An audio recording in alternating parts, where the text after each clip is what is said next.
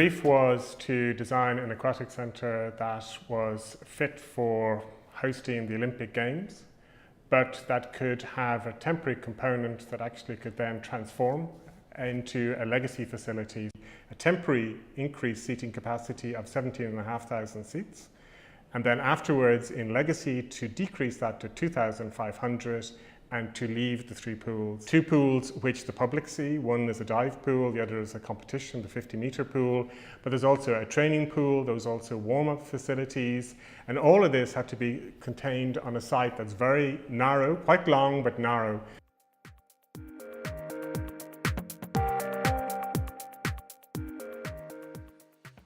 The roof that you see from the outside only covers the competition pool and the diving pool, and the shape of the roof, it refers maybe to a wave, or it refers, but it does more than that. It also means that instead of having a big open box like an airport, the belly, where it comes down, really divides those two spaces.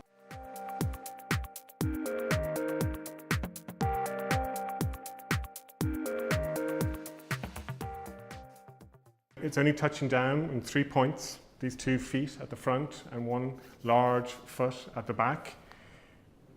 And it allows then a facade to be put in, which is allowing a lot of daylight into the pool hall.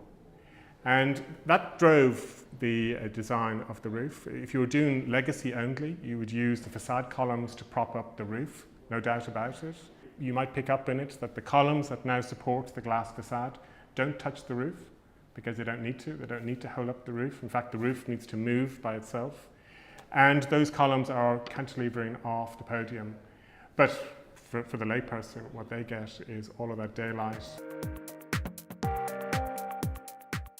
At the southern edge, there's a lot of plant equipment that only an architect would actually work out that it's in there, because it's underneath a living wall, a green wall. And there's a lot of landscaping that comes up along both sides of the external landscape or facades. On the interior, it continues with fair face concrete.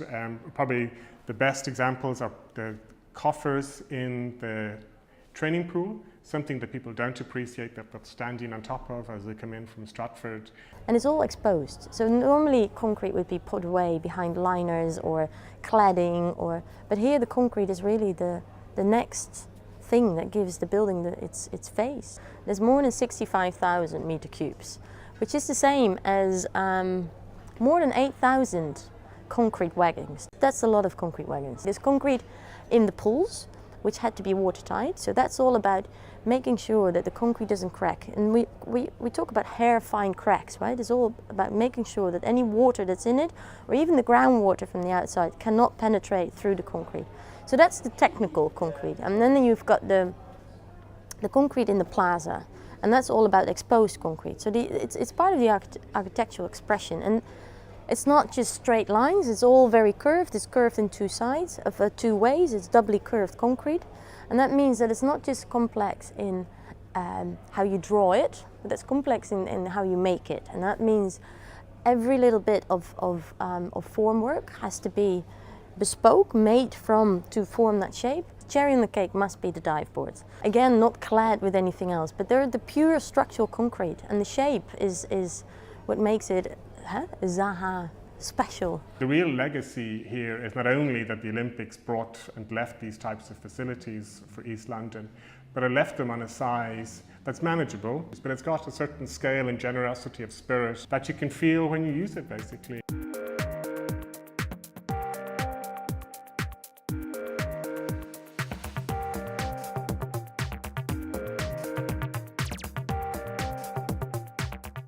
Going on site, right? Of going now, when all the temporary seatings are removed, and the wings, and everyone was complaining about the wings, but the wings are now gone, and you've got this glazing in, and then entering the building and doing your own swim there, it's just a beautiful space.